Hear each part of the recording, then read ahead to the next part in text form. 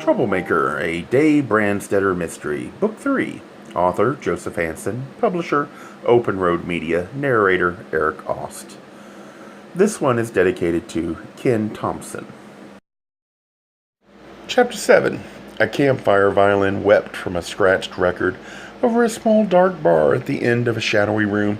A giant stein of German beer rippled in an electric sign. Dave sat on a stool with tubular metal legs that creaked and smoked. A cigarette, drank gin and tonic, and talked to a stocky, middle-aged woman. Back of the bar, sauces smeared her apron. Her round cheeks were flushed from stove heat. No other customers were in the place yet. She'd come out of the kitchen when the spring bell above the street door had jingled with its arrival. "Monday night," he said. "She's a big old woman." He held out hands to measure Heather Wendell's bulk. Big as a man.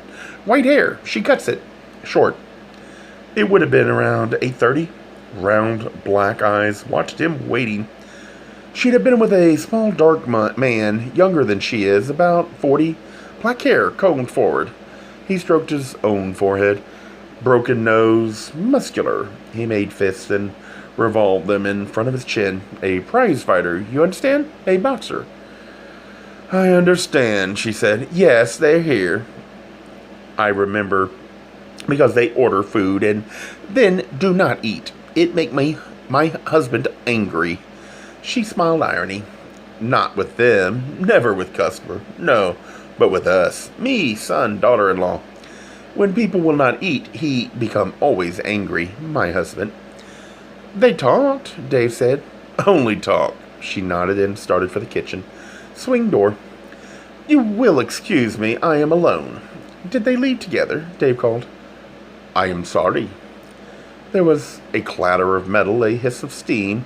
There were gusts of good smells. She reappeared with a deep, heavy saucepan. In her hands, a big steel spoon. "What I am sorry, you ask?" "Did they go out together?" "At the same time," she said. "They do not wait even for check. My daughter-in-law had not time to add up, and no one was at the cash register." She nodded at it, glinting in the shadows near the door. "They leave $10 bill and they go out." She twitched a harried smile and turned away again. "Excuse." Dave nodded. "Thank you." He stubbed out his cigarette, drank from the tinkling mint-sprigged glass, and the bell over the door jangled again. Sea light streamed in from the street. A bony, blonde woman in tailored green linen stood in it. The door fell shut, and she came to him through the gloom. Her eyes were like her brother's, almost yellow. Only hers had no warmth in them. Neither had her voice. She said, "You're mistaken that I wanted to keep things from you." "Mrs. Ewing." Dave got off the stool. "What will you drink?" "I won't," she said. "Thank you. The reason I called you Mr. Brandstetter was to tell you about Larry Johns, that what happened to him was his own doing and had nothing to do with Tom. Nothing." "You mean the murder?" She shook her head impatiently. "I don't know anything about that." With a shrug, Dave tilted his head toward worn leather booths where unlit candles waited on checkered tablecloths. She hesitated, then went stiffly toward one in a corner. Taking his glass, he followed her, slid into the booth opposite her. "What is it you do know about?" She laid a green handbag on the leather bench beside her, drew off green gloves, and folded them on the bag. "I know he had visitors." Larry did. Dave cocked an eyebrow. "At the beach house?" "That morning, Monday, a man came, a big middle-aged man in a dreadful purple satin shirt with embroidery, cowboy outfit of some kind, I suppose. One of those LBJ hats, and the boots, tooled, you know. He needed a shave, his eyes were red. I didn't like the look of him. I don't approve of shouting in the house, but I wouldn't have left him alone for a moment." Larry was with Tom. The corners of her mouth tightened bitterly. "I called his name and waited right there until he appeared. The man grinned all over his ugly face and spoke Larry's name and held out his hand, but it was plain to me Larry had never seen him before. He approached with unmistakable caution. Dave offered her a menu in a limp fake leather folder. "What did he say?" She shook her head at the menu. I didn't wait to hear. I went to see if Tom needed anything. Oh, she lifted and let fall a hand. I did hear a name. Joe. May? No. She frowned to herself. A single word. I think Jomay. Yes. Dave took out his glasses, opened the folder, read the food spotted mimeographed sheet inside it. And what happened after that? Gail Ewing said, they went out and walked on the dunes. Right away, Larry obviously wanted the man in the house no more than I did. I watched them. Tom hadn't needed anything. I went upstairs. They argued. It was plain from their gestures. The man kept shaking a finger in Larry's face at one point. They began shouting. Dave pulled the glasses down his nose, looked at her over the top of the menu. Shouting what? I can't say. It upset the dogs, and they were barking. It's impossible to hear anything once they begin. She drew breath. Anyway, soon Larry followed the man out to the highway. Not, I'd say, willingly. Dave set the menu back between the lightless candle chimney and glass salt and pepper shakers. Out to the highway. There was a camper parked there, quite grimy. When they got near it, a girl stepped down out of the cab, a young woman. Larry stopped in his tracks. From that moment on, the only one who seemed to be talking was the man. He gesticulated a good deal. Then the girl went to the back of the camper and opened the door, at which point Larry turned and started to walk off. Dave tilted up the last of his drink. Go on. Well, the man lunged after him and caught his arm. Larry jerked free and came running for the house. Out the plank driveway Tom had built over the dunes. The man took half a dozen steps, then stopped, and just stood there with Larry's jacket sleeve in his hand. The girl climbed down to the camper backward. I'm sure there was someone inside, someone she was coaxing to come out. But then the man went and spoke to her, and she got back into the camper and shut the door. And in a minute, he drove the thing away. The stout woman loomed out of the brown dimness now, holding an order pad and pencil. She left the soiled apron someplace. Dave said to Gail Ewing, "Sure you won't eat?" And, at her headshake, ordered for himself. The stout woman picked up Dave's empty glass and went away. Dave said, "And that was when Larry Johns called Rick Wendell, right?" "I don't know whom he called," she said sharply. "I heard him come into the house by the door from the carport, and when I got downstairs, he was using the kitchen phone. I suppose he'd heard me on the stairs. He lowered his voice, but it was obvious that he was upset, and the call was urgent." "You didn't hear him mention money?" "I heard him say his own name," she answered. "That's all." He repeated it several times as if giving in to someone who'd never heard it before.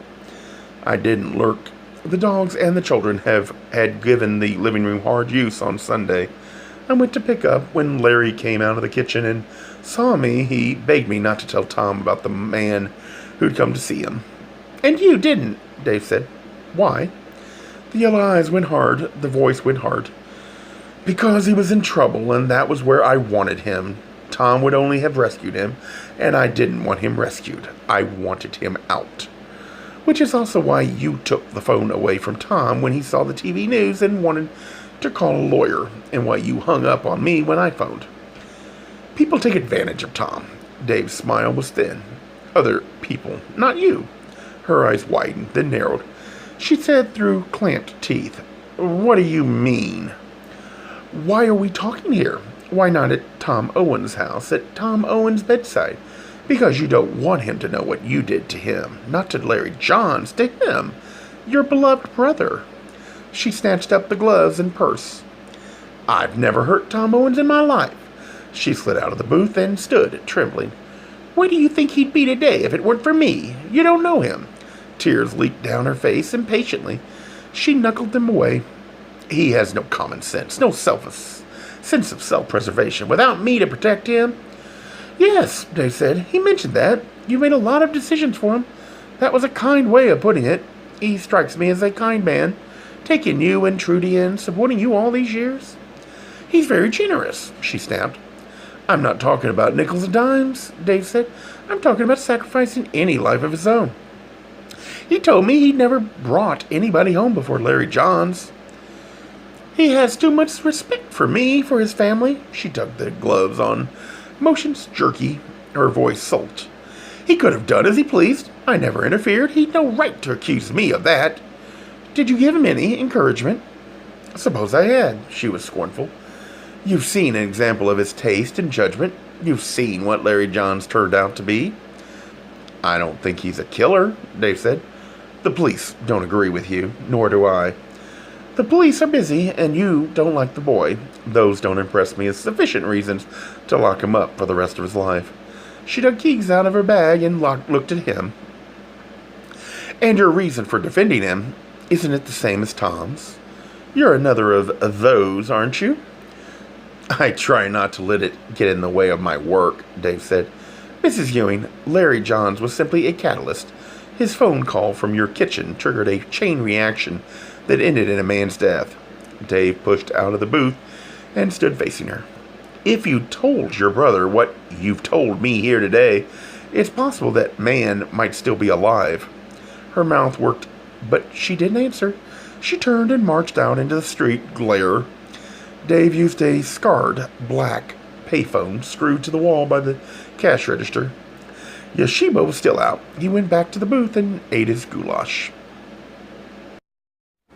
Gay Mysteries audiobooks.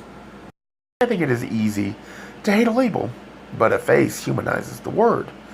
So this effort is twofold. To offer comfort to those like myself that your world didn't end because you don't fit into the view of acceptable society on both sides. And in hopes of helping those with family that are LGBTQ, that it doesn't mean we are aliens from the child they once knew. Reassure them so they can maybe be supportive at the same time, being true to their values.